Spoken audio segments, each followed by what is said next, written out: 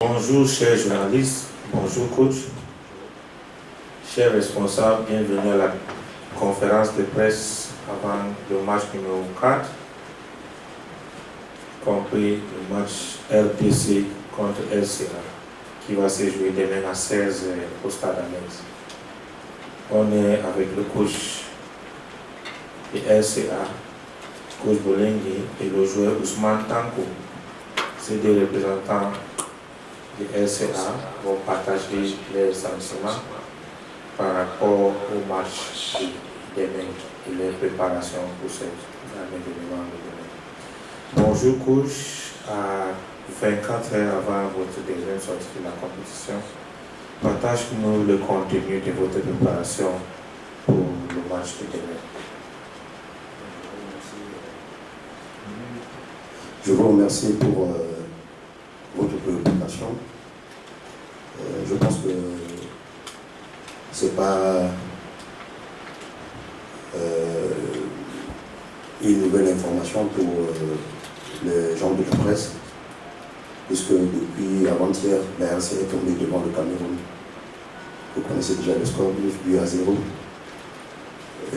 Donc pour nous, cette partie-là est close. Nous avons 2 matchs devant nous et depuis hier, nous avons fait un entraînement de correction pour permettre à nos poulains de rectifier tout ce que nous avons fait comme devoir devant les lionceaux et devoir comme chaque homme, lorsqu'il tombe, il doit se relever. Et je pense que toute l'équipe, c'est-à-dire le staff et les joueurs eux-mêmes, ils ont eu la conscience. Et on a travaillé beaucoup sur ce qui n'a pas marché pendant la rencontre. Comme la fois dernière, vous avez posé la question pourquoi en premier mi-temps nous n'avons pas joué et en second mi-temps l'équipe a essayé de faire quelque chose. Vous avez vu et on était mis sur ce qu'on avait joué pendant les 45 minutes pour compléter ce qui n'a pas marché à la première mi-temps pour apporter le match de la RTC. Donc pour nous, c'est la demi-finale. Et je pense que la demi-finale est plus importante que la finale. Parce qu'en finale, tu vas avoir un cadeau, soit tu es gagnant ou tu es perdant, tu vas recevoir quelque chose. Mais gagner la demi-finale, ce n'est pas une chose facile. Donc pour toute l'équipe, c'est une demi-finale. Donc obligatoirement, nous devons faire de notre possible pour avoir les 3 points et espérons négocier le dernier match contre le Gabon pour se qualifier. Merci coach, passe au journaliste pendant. Merci. Oliver de Rasta Sport. La question est pour le joueur. Dernièrement, c'était dimanche, vous avez joué contre le Cameroun, qui était des joueurs avec un gros gabarit, comme le coach l'a si bien dit. Et demain, ça sera des joueurs qui ont sensiblement le même gabarit que vous. Est-ce que quelque part, vous avez la pression? Quelle est l'ambiance qui règne au sein de votre équipe avec vos coéquipiers? Merci. D'abord, nous, on a déjà oublié ce qui s'est passé avant-hier. Nous, on se contente pour demain. Parce que demain, on a l'objectif de gagner les demi-finales. Parce que c'est les demi-finales pour nous. C'est un match capital pour nous. On doit se contenter pour ça, de gagner ça. Parce qu'on a les mêmes tailles.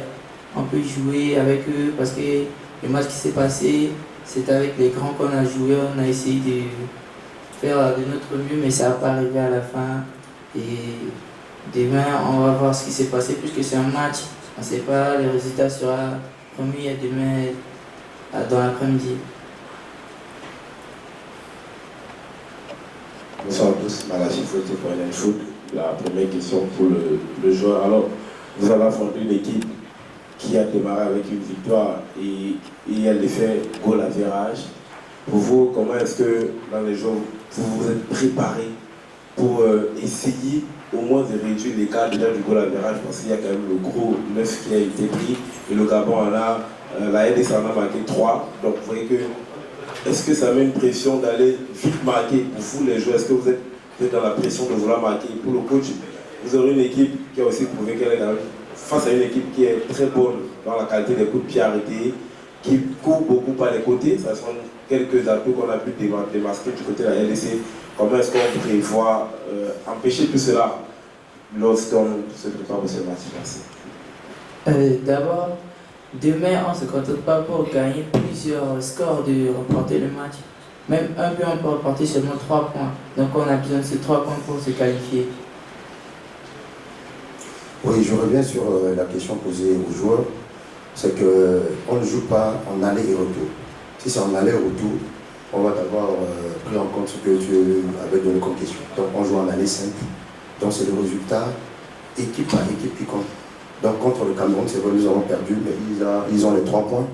Et si on essaye de gagner demain 1-0, nous avons les 3 points. Et lorsqu'on va partager, on va dire qu'à match égal, quel est le score? On ne peut pas voir les collaborateurs tels que tu as posé la question. Parce que c'est un aller simple. Et la question de savoir est-ce que les joueurs sur les côtés courent vite, quelles stratégies mises en place, machin, etc.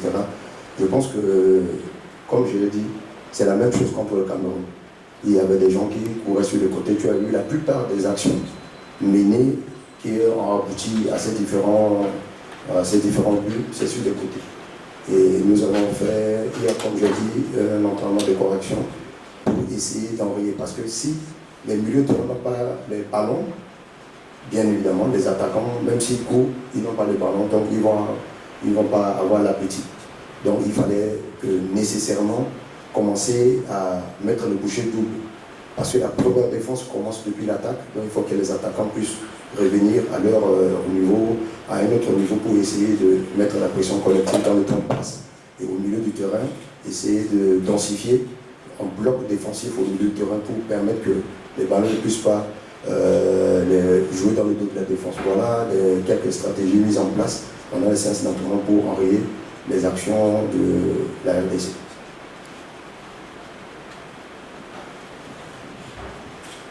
Bonjour coach. Bonjour. Je suis Ulrich Thiomo pour États-Unis. Après une défaite aussi face au Cameroun, quel est le discours qu'on tient aux jeunes pour pouvoir les remobiliser? C'est surtout sur le plan mental. Parce que c'est vrai, nous avons un acquis. C'est que lorsqu'on devait jouer, puisque c'est les gamins, on a une possibilité de démarrer notre attaque depuis la défense. Tu as vu que pendant le match passé, on n'a pas pu. Parce que j'ai dit lors de la conférence d'après-match que sur 17 joueurs, 16 joueurs, c'est leur première expérience. Donc ils ont la trop eu, ils n'ont pas pu capitaliser tout ce qu'on leur a donné comme consigne.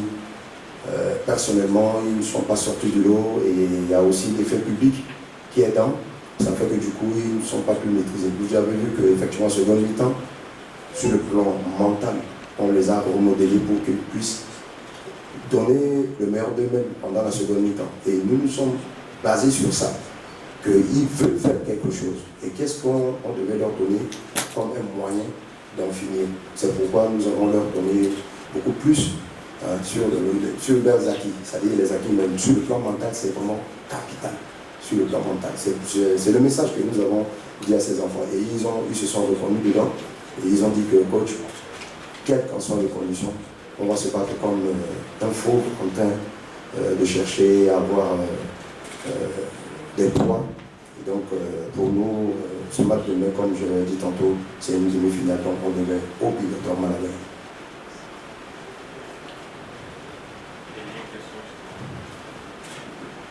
Ma question est pour le coach. Bonsoir, Jackie Diamila Bonsoir. Pour Kendra Bisport. Alors après la défaite samedi dernier face au Lens de 9-0, comment comptez-vous remonter la pente? Est-ce que vous subissez une pression pour le match qui a lieu demain? Moi-même, je n'ai pas de pression. J'ai été sportif pendant plusieurs années. J'ai joué des matchs, des plus petits matchs jusqu'au plus grand match. J'ai joué les éliminatoires de la CAN, j'ai joué les éliminatoires de la Coupe du Monde. Depuis 7-8 ans, je suis entraîneur, instructeur à la fédération.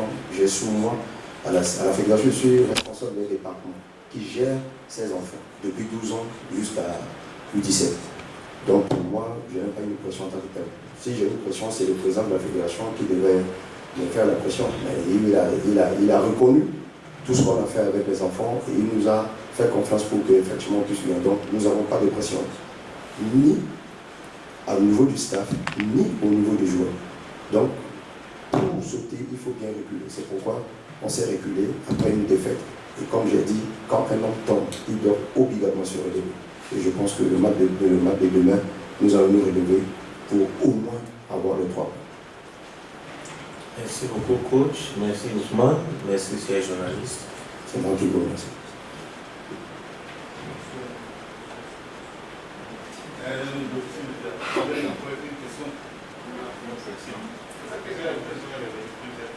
Non, pas par rapport à la question.